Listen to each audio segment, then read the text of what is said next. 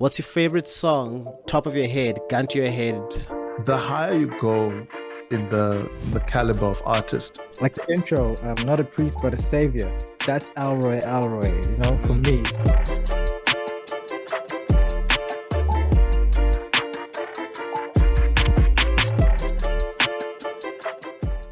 Gentle Brothers, episode 1 of Mixbuss Confidential. My name is ODI. I go by Uncle OD when I'm mixing, or Studio Kid when I try to produce and mix. And I'm joined by these illustrious, star-studded legends of mixing in South Africa, Leroy and Russell, but I'll let them introduce themselves. Nah, you're far too kind, brother. You're far too kind. I think we are in the presence of royalty. Yeah, Leroy. Digging up here. I'm just a guy who's still trying to figure out what a compressor does. Hey, this guy. My name is Russ. RT Mixit when I'm mixing and mastering is what I go by. And yeah, super excited for this one, man, to see where we go. Let me hand over to the king, Elroy. Hey guys, being these guys. Oh wow, shout out, James. Yeah, like Odie said, I'm Leroy, that's my government, and then I go by Elroy when I'm producing, and when I'm actually go by Elroy when I'm producing, and then I'm Leroy when I'm mixing or recording or mastering. Yeah, that's just a bit about that's just me, I guess, in a nutshell. Do a lot of recording, do a lot of mixing. I did a lot of recording. And now we're here, And learning now how we're to here. and compressors and all that jazz. Okay, so for those that are tuned in that don't know us, right? We'll start with Leroy this time. Just a handful of things that you've worked on, so people might get an understanding of where they can hear some of your work, and then maybe we'll get into some of the things that actually spurred us on to actually get started, because we've been talking about doing this for almost a year now. So yeah, is Bruce still there? Okay, Russ, you kick it off so long while we wait for Leroy to come back. Yeah, no, okay, he's back. Yeah. Okay. Cool. So Leroy, you can kick it off. You can kick us off. Your little resume, Jay, just to make us feel bad again. So most notable works that I've done, most recently would be Feel Good Live sessions, all 3 seasons, mainly recording and mixing that. And then also Young Chiefs new album, Life of a Jan, Lord Bago. That one, I did some mixing on that one, but that project was a little bit different from the others, where majority of the songs I was just doing additional mixing because he had already recorded and mixed a good big portion of it himself, and then I was just basically taking it to the final line kind of thing. And then other big names, I guess, would be Ifani as well from First Quadrant. Yeah, First Quadrant and Second Quadrant. And now hopefully we can get on with the Third Quadrant and keep it moving. That would be the easiest way to find my work right now. Everything else is here and there. Here and there. Just before you go, Russ, there's some things that this guy has worked on in the past and then lost it on hard drives. Yes. Hey. How I wish I could say that's never happened to me, brother. Right. It's like, I remember this one project I did and I lost the files and basically had to refund the artist. That's painful. So painful. That's a part of the trade, man.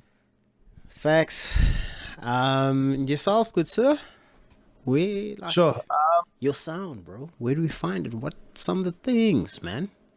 Some of the things, bro. It's I always struggle with this one because now I have to think back in time, like what I've done that That's notable. And that's no disrespect to anybody that I'm working with currently, because they'll be like, hey, bro, what do you mean? You have to think about it, you know?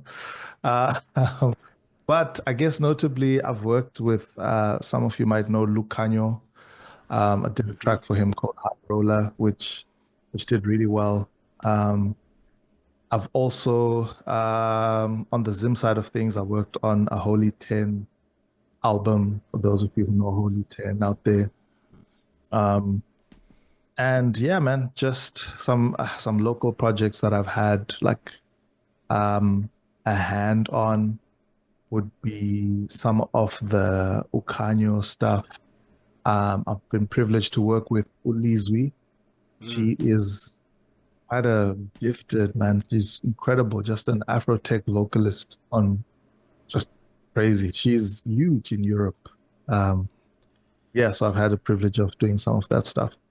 Then outside of just mixing and mastering in terms of the audio world, I've been doing a lot of voices. I've been doing some voices for SA Rugby of late. So if you've been Boy. to the stadiums, you've seen their promos and stuff, I've been doing a bunch of that. Yeah, which has been fun doing a lot of. We were responsible for the Springboks running out to They Not Like Us last year, which was On. fun. But yeah, man, in a nutshell, that's me. Yeah. That's, I mean, again, I keep saying this. I'm in the presence of legends. Um, so I think for me, the handful of people I've worked with Lord Cares, I've worked with Shane Eagle. I used to work all of his stuff. Yellow, which won the summer. So technically, I've won the summer, even though South Africa hasn't given me my trophy. Yes. So I need my trophy, Risa. I think that price is exorbitant. But anyways, so yeah, man, the audio side is good. It's the passion will still and always will be there. But yeah, that's my mini resume. What's your favorite song, top of your head, gun to your head, that you can think of right now that you've worked on that you're proud of, and that's the loss. That's the only song that can represent you. Ah, Jeepers. that's tough, man. Just one That's song tough. Got it. One song. that'll be like, yeah, that song represents me. Yeah. That's a tricky one. Let me see here. Hold on. For me, it's between two songs. Um, Rain by Lord Cares. That song, yes. Hmm. To this day, get high. I do get high of my own supply, especially when I listen to some songs. I'm like, yes, I think I got this one right. Um, Julia by Shane, I liked. It was okay, but yeah, I think top of mind, definitely Rain. First that I can think of, but I think Julia as well. It is tough to just pick one. Yeah. So hard to pick one. I can see you going through his massive cat. Yeah, it's going through the catalog. I'm searching because look, listen. There's the songs that are doing well, like Ngani, by Young Chief. Yeah. That one, I really like that one. That'll be like most recent. But like for me personally, there was an album that I did with JR and the Cousins. Mm. That one and the mixing there, I think was like that's Alroy, for Mm. me. Mm. Like the intro, not a priest but a savior. That one, and pretty much a majority of that album, that sound at that stage, for me was my personal favorite. Mm. That yeah, and that came out, let's see, yeah, that one came out what? Oh no, it's gone. Was it 16, 17? 2018. Oh, 18. That was 2018, yeah. Oh, And yeah, Man, Yeah, it's I'll leave it there. tight spot. I mean, I really, I was privileged to work on a K Faith album, and she featured Maglera, but this is Maglera before Maglera Yeah, yeah, now. yeah, yeah. And man, even back then, I was just like, this dude is going places. So I That mixed the track called voice. Shark. That voice, man. Yeah, I sort of co-mixed this track with K Faith. Um, and man, that track was titled Shark Week. And just the textures we were able to get out of that for me, I think, gun to my head, I'll put that one. Go with that one. Yeah. In saying that, gents, with what Waves has done, would you use the new Curves AQ by Waves on there, on those records? Do you think you'd achieve what you've achieved with this new AI plugin? I don't know if it can achieve it, but maybe it would enhance something in the song, like if because that's what I've seen that's mainly what it does. It Mm-hmm. takes all your mix and then it will enhance. Maybe if you need it to be a bit brighter, it will enhance that. And if you need a little bit more low end, it gives you that. So I think in that sense, if I'm looking for a little bit of a polish, then maybe I'd try it. But in terms of will it be the will it do the heavy lifting? I'm not sure yet. But Yeah. when I've tested it out, it does start to artifact a bit when you ask it to do a lot of the heavy lifting. Like if your mix is there, Yeah. in my experience, it seems like it'll give you that extra push. But Yeah. if if there's issues with your mix, it will also sort of like highlight that, which which I don't think is the intended ish, use case, especially in how they've marketed it. I mean, they went to all these studios. Stuart White was in that video. Heck, they went to CLA, Yeah. you know, and Big. that's my gripe, guys, with these guys, like with Mix with the Masters and all this stuff. I mean, yes, we need to learn from the greatest, but they always have super polished stuff. So I always feel like that's not realistic, for someone who works with people who record themselves in their bedrooms. That's very I'm not fair. always, yeah. So I think it'll sound great on a CLA rough mix, but will it sound great on, someone's rough mix who's doing everything solo? I don't know, Elroy, what's your take? Look, I agree with you quite a lot. I was playing around with it today, and I've found that I would say it would speed up the process for me because I found that with the EQ curves that I was doing, it would get to the same result. It's just a couple more minutes longer than whereas that thing is literally you hit it, you set it on, say you learn. In a couple of seconds, it's already got a nice bright curve there on the high frequencies, and your mix sounds nice and open and polished a bit. Yeah. And I did notice that with the if I'm driving, I guess maybe it's the limiter, and the thing is it's an EQ, it's not meant to be a limiter, but I could hear with the limiter there it was struggling a bit when I was really like pushing it. But overall, it's dope. I So you said something which may reminds me a lot about the wave stuff. It's not necessarily there to get your mix from nothing to the top. Mm-hmm. You have to have a decently mixed mix, and then you just take and use that plugin to get you to that next level or that extra polish, I Mm-hmm. think. Yeah, totally, totally. And it's the the speeding up of the workflow for me is the big thing. Yeah, That's the, and I think you're right. It definitely is going to speed up the workflow. Um, yeah, I think for me, where I'd probably use it would be, I think where I'd probably start by using would be on the mix bus, yeah, right? I don't think I'd use it on individual channels right now, um, because I just think that, yeah, I mean, more often than not, obviously there's a lot of cleaning up that we do with the tracks and everything like that.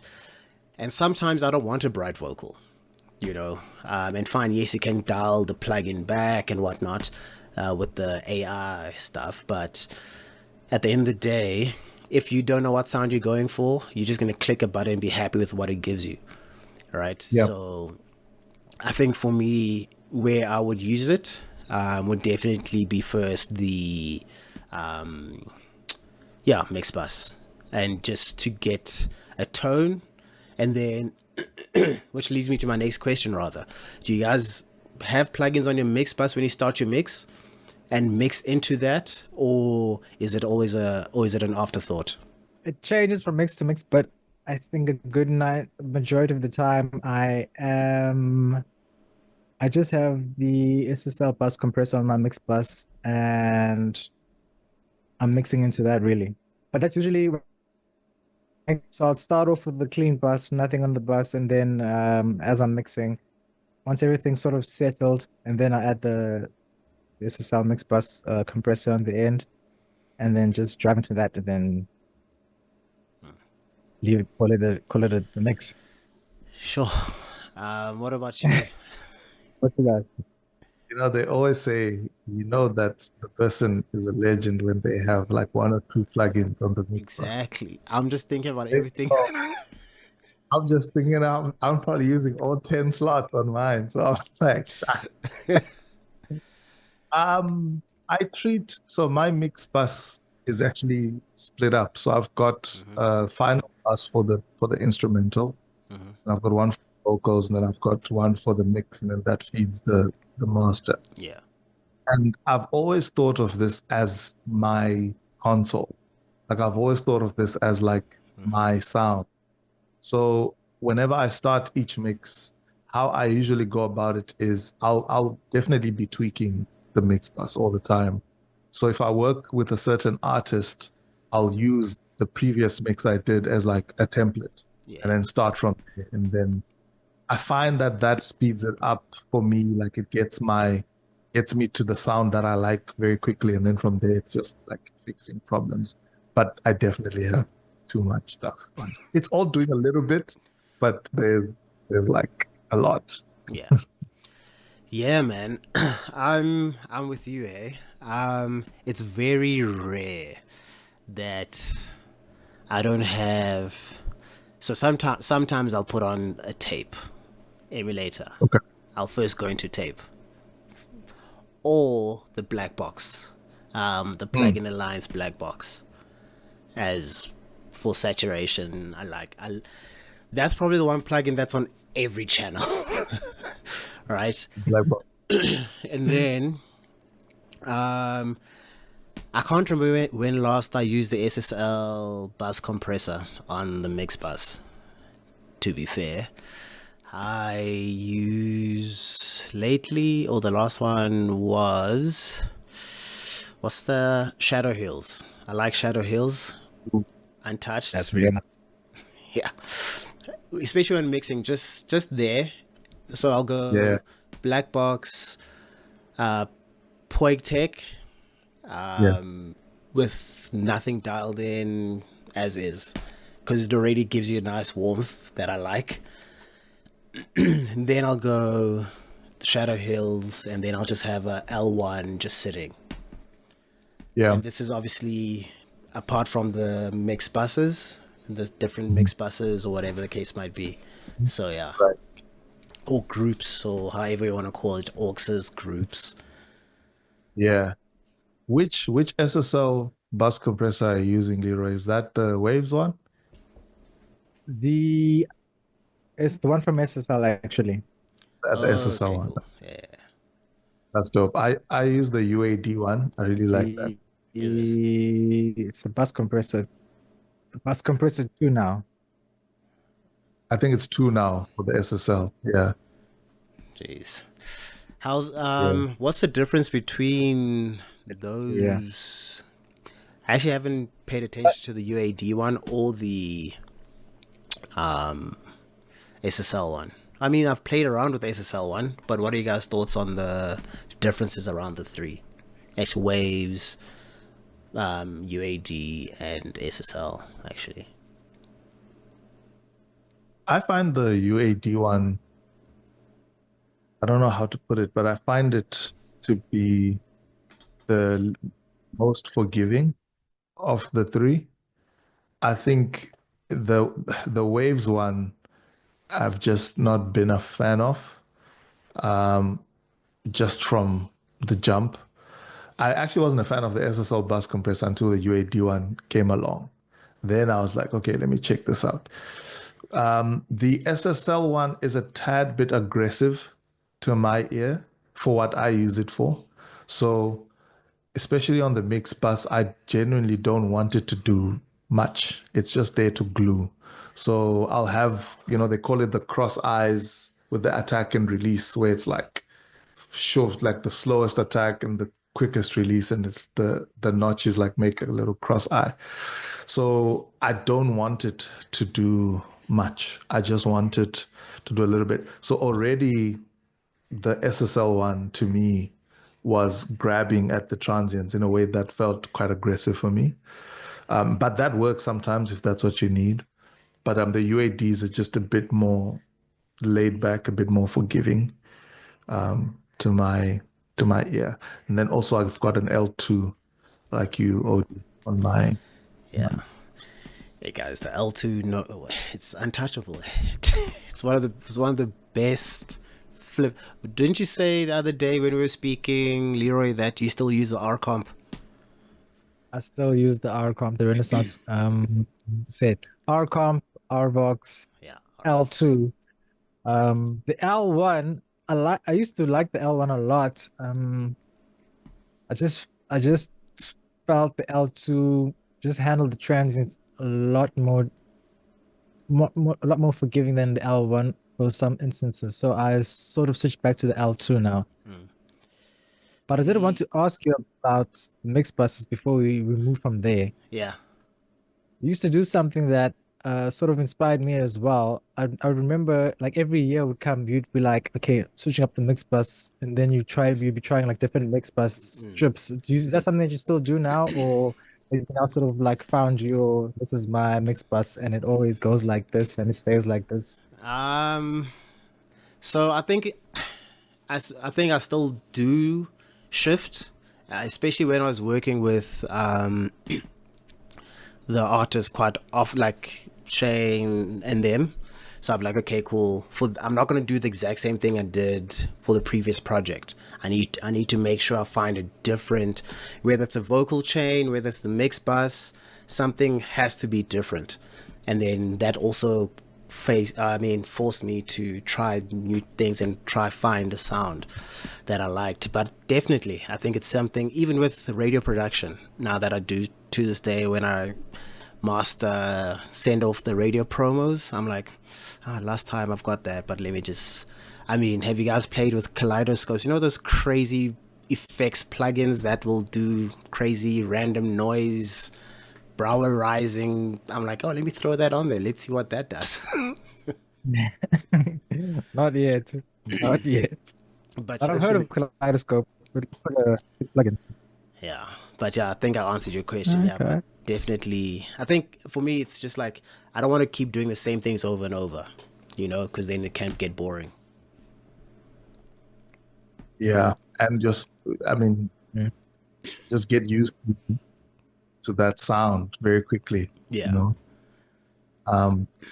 Which I was listening to earlier. I watched a video. Serban was on a panel with like Manny and Young Guru and who's who in the game.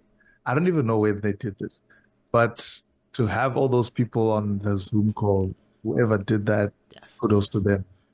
Dude. But anyway, Serban was talking about his approach, and he was just like, these days, we have infinite tracks with Pro Tools. They come from tape. I've never worked on tape, so I don't know what that's about. But he's saying back then you were limited. You only had a certain amount of tracks. Now, because we have unlimited tracks, you'll sometimes get a session with 300 tracks. And it's like, where do you go? And he's saying, I'm starting to take off the plugins. And I'm like, it sounds better with like 2 plugins as opposed to 7 to have. And that's hit me. So when Leroy was like, "I've only got the bus compressor," I'm like, "This is the OGs." Yeah, I mean, it starts with gain staging, right? So, Yeah. Yes.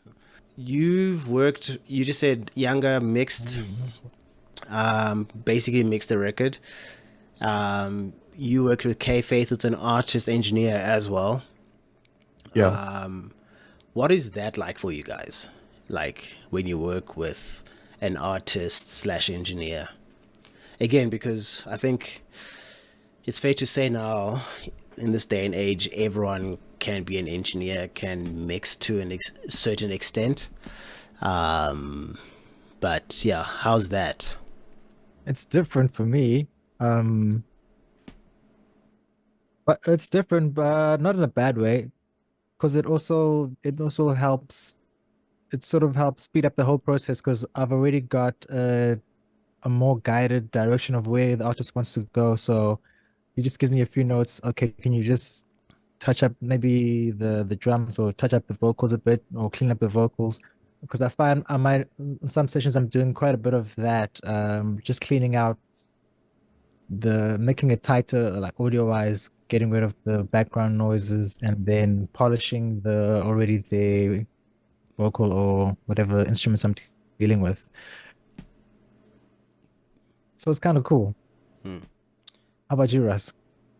Yeah, I agree. I agree, Leroy. I think the speeding up the process for me is the best thing about it because they already know where we at. I mean, particularly with K Faith, she mixes a lot as well. So she already knows, where to place certain things. The difficulty, I think, is just trying to preserve.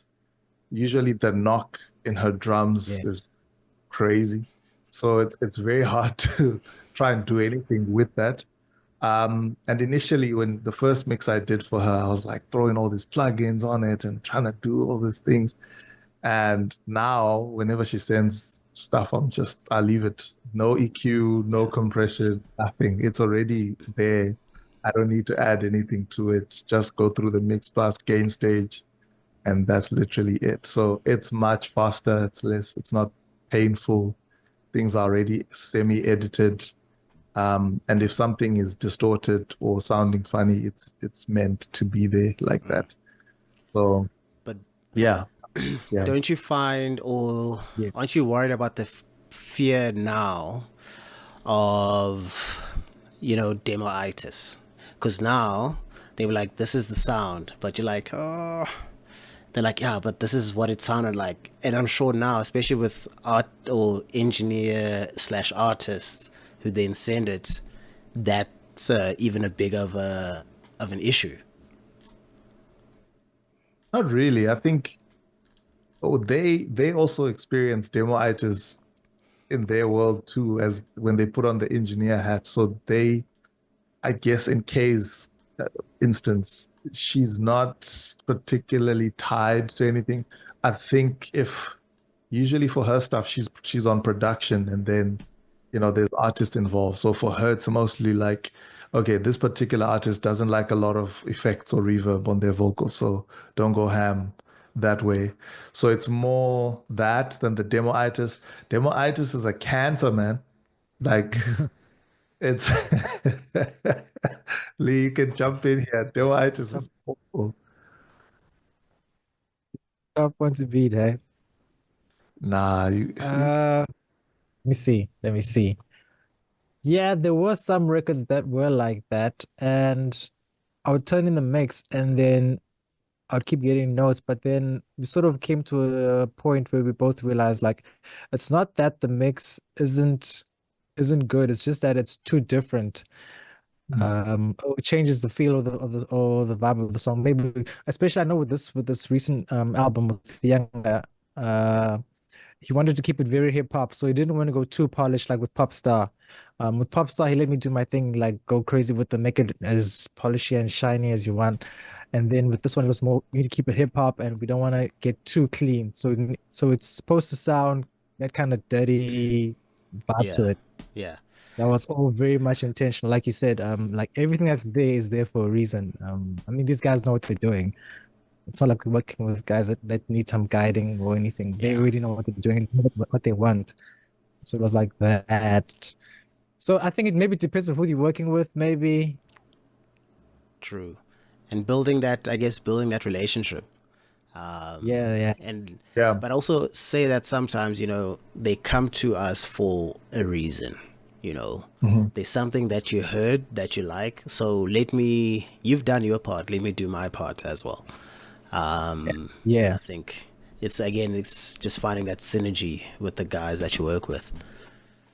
Yeah. Or the difference. It's mostly like I've just been listening to this. It's my perspective. Let me bring somebody on who's got a different approach to it. And I like what Leroy said, that the point where we fight a lot, not fight, but where we disagree with artists is typically when you change the mix and how it feels and they're married to the mix.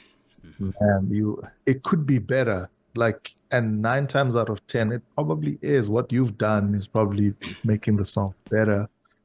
But because someone is really used to listening to the demo, they'll just be like, nah, I want it exactly the way it is. And Brower actually put it well when he said his approach to mixing for clients who suffer from demoitis is MAI, which is may I make the changes. Yeah. And it's an approach where it's like I'm making changes subtly, hoping that they don't notice. So it's No, like, for may sure. I? Just enjoy here and Mm, there. yeah. I actually had an experience with soil, but pretty ugly. So Mm, I was mixing, working with him. We like basically had a mixing camp. Had the producers Herc and Weechi there, and we had the gents who were working, mixing. But after about a week or two, back and forth, the gents are like, "Ish, man, don't know, yeah, it's." And I'm like looking at the gents. I think what's that song, Rap Relay, right? I'm like, gents, this song it's too much. I'm like, no ways, no ways, no ways. But they're like, yeah, it's missing something now. It's done, but it's missing something. And I'm like, okay, you guys do this. You guys do the drums in FL, and then we'll try and merge the two worlds. We tried, didn't work. Ended up going with Zucci. I mean, the record sounds amazing, right? But again, in that instance, I couldn't, or not couldn't, but I think it was taking longer to achieve and get to a point where they felt that it wasn't too far off from the demo or whatever the case might be, because there were like versions of the demo. So like version 6, so now you're coming to try and create version 8, and version 8 is like, I've taken the distortion off. Like, these things are hella distorted, these things are hella compressed. Okay, let's ease it in. They're like, nope, that's not the one. That's not the one. But yeah, bring it back. it was humbling. It was humbling. It was a bit humbling. I'll be honest. I was like, damn, shit, I just didn't knock it. I just didn't kill it. It was humbling. Now they got someone else. I'm like, damn, am I good at this? The daily question of am I good at this? When you get notes, I think we all feel like superstars when we turn in a mix and then they come back with, I love it, it's great, don't change anything. This is the one, and it's version one. And you're like, yes, Yeah, I'm the best at this. No one can touch me. And then the facts. next song, it's like, 10 versions later, and you're like, damn, I probably suck at this, man. Like, I'm not Exactly, bro. as good as I thought I was. And that's the balance, bro. That's the balance. But Yeah, I think also working the higher you go in the caliber of artist, I find that the stakes are obviously higher, and yeah, rightfully so. I mean, they've got a lot riding on their craft. But it's also important, I think, in those stages to sit back and let them drive it a little bit in terms of if they want it distorted. These days, I'm Mahatma Gandhi, guys. I'm like, cool, you want it distorted? Oh, let's I mean, distort it. how many times have you said, no, don't use, you don't need to credit me. How many times have you have you said that? Don't credit me. Yeah, I'm fine. Don't nah, this one is actually one. There is one. I was doing some work for this they're like two brothers from Canada. Yeah, I don't even want to tell you what the project was, but I'll tell you guys in our group, but you can check it out. But man, those I was like, thanks guys. Nah, there's no need to credit me. It's all good. This is gonna do great. Go for it. And yeah. Hey, speaking of credits, what's your guys' take on the credit culture in particularly in South Africa? I mean, you guys have worked on some high-end tracks, and I bring this up because I struggle to find credits for local music. Like I didn't even know, Elroy, that you did the freaking younger album that I'm loving at the moment because it's on repeat for me. And here you are, and I wanted to ask you a million questions about, man, how did you do that? How did you do this? And I don't know that just from a simple search for Tidal. Tidal doesn't even have, those credits. So what are your gents' thoughts on that, and how can we sort of improve the landscape? Just an update. iTunes has if you go to their they now add the credits for the engineer and the producer now on the I think if you go to song info, Yeah. Spotify doesn't do it. I haven't seen it on Spotify. Spotify just does the composers and the producer. But iTunes is the only one that I've seen, or Apple Music is the only one that we have seen where they actually put a slot for engineers. Yeah, look, it's tough because that's how we as engineers used to get our work. Basically, that's our business card in a sense. People would then be like, "Who mixed this? Boom! I need to get a song mixed like this by this person." Same with mastering. In SA, yeah, I don't know. Hey, I don't know. Is it a case of the artists don't know, or is it a case of I don't know? Hey, it's hard to say right now. It's tricky. I think I think it's labels and artists or whoever submits the music to the DSPs Mm.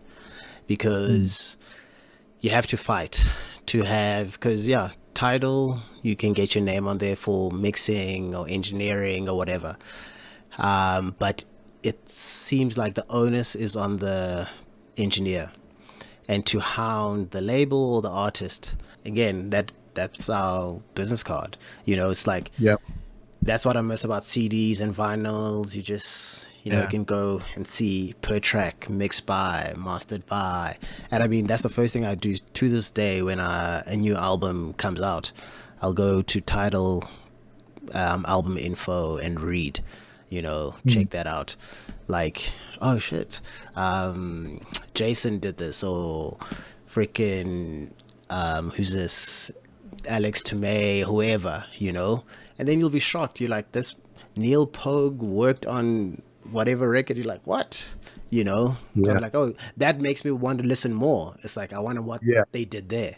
Like, What did Yeah. yeah, like Jason with BB Rexa. I was like, BB Rexa? Yeah. I was like, okay, so it's like pop, but now, yeah, it's just it's a painful thing, and I think there's also a lot of gatekeeping at labels, and I also think A&Ring is not done properly in our country, Yeah, unfortunately. that vibe, I get that vibe a bit as well. Like you get some artists, they don't want anybody else to know who their secret source is or something or anything like that. So then they won't also like basically shout out the crediting like this person did the recording, this person did the mixing, this person did the mastering. Yeah. Um Yeah. I I find that we have to also educate sometimes the artists. I've had a few people actually ask me like, "Hey, what does this mean when you say like I should credit you? What does that look like? Are you looking for a royalty?" So that helped me like understand, oh, sometimes they think when you say you want to get credited, you're asking for a piece of the pie. And that's also another conversation for another day. I think depending on your mixing and what you've done to that song, sometimes you are due a piece of that pie, Or even But your resume, even, yeah, absolutely. you know. So a lot of the time, artists are like, "Hey, what's that? What do you mean when you say crediting? And then how do you want to be credited?"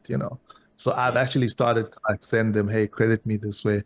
Then Muso, there's this platform called Yeah, Muso, dot AI. so AI or something, yeah. And they actually collect these. They search, they scour the internet with the AI for every time your name pops up, and then they allocate like the plays or the views um, for that, for your particular, profile. So I think it's also educating. Then on the DSP side, guys, sometimes on DistroKid, and I stand to be corrected here, but I was inputting some album info for Ukanyo, a good friend of mine, and there sometimes isn't a slot for you to say the engineer. There's a slot for songwriter, there's a slot for producer, but there's no dedicated slot for mix engineer, mastering engineer, which again comes down to Spotify is the biggest DSP, and even they Yeah, don't have the ability to credit. That's frustrating, man. totally. That's so frustrating. I just want to quickly show the piece what Muse.ai looks like. Yeah, Yeah, this is the website. yeah. Yeah, And man, for any artist watching this, it costs you nothing just to credit. upload. Yeah, it costs you. It's literally typing the way you type the song name, you can literally type engineered by whoever it is. And it goes a long way because yeah, I don't know about you guys, but we're not great at this social media marketing ourselves. Yes. Hey, but but Right. the credits are a great way for us to actually advertise ourselves and for other people out there to know that this, and it's free. Yeah, I think that's what this platform can be, to educate not just our fellow peers or whatever, or each other, Yeah, also the artists, and yeah, we just share. And I think maybe as we wrap, um, for the next episode, Leroy, just get the track ready for Mixbus of the week. hmm, So we'll do that, and we'll do a whole screen record, and you show us that mix bus, and maybe take us through the little things. I mean, we know it's a SSL now, but yeah. We want to see what else is happening before exactly, the. exactly. And then, excuse me, but let's do what mix of the week. Like, what song can people listen to as a reference? And maybe we'll build a Mixbuss Confidential playlist, which can also work as references for people. I Nice. like that. I like that. Yeah, that's great. For me, Daft Punk is number one.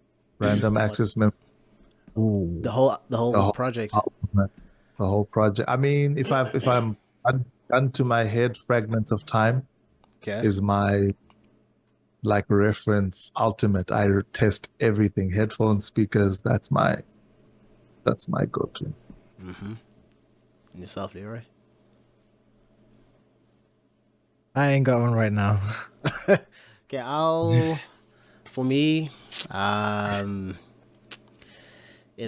I mean, almost every live engineer uses foreplay, but for me, foreplay 101 Eastbound, that bass, Nathan East. Oh, oh Ba-doom, ba-doom, ba-doom, ba-doom, ba-doom. yeah, Yeah. yeah, yeah, yeah. Him is a voice. Bobby McFerrin. Ooh, Bobby McFerrin. See that palette, Odie? I'm telling you, man. That's sound palette is I different, don't know. bro. I don't know. Yeah, maybe I'm old school. I don't know. Yeah. Yeah. No, man, I think I've enjoyed this. I know we can definitely go on for hours and hours. But yeah, Absolutely. this was, I think, a good jumping off place. Anything you guys Yeah. want to share as we wrap, or yeah. Yeah, thank you, Odie. Thank you, Leroy, for sharing your time and your gifts. For everybody watching on YouTube land, this is a platform that we are creating for audio engineers, particularly in this part of the world where we love Mzansi, but also for the world. And we just wanted to be a platform where you can learn, ask questions. It's Mixbuss Confidential because that's usually the thing that everyone hides, that everyone keeps secret is their Mixbuss. But as you can see, sometimes it's one plugin. There's not much to it. So it's a secret. So we just want to just debunk some of these things Shout and out, guys. to start to get some of the engineers we know and love that you might not even know exist. Just starting to share some of their trade secrets, what they've been up to, and hopefully this piques some interest into the art that is music making and engineering. So Mixbuss Confidential, like, subscribe, tell a friend to tell a friend. We're gonna be back. That's the one. It's the one. Shout out, guys. Shout That's out. dope.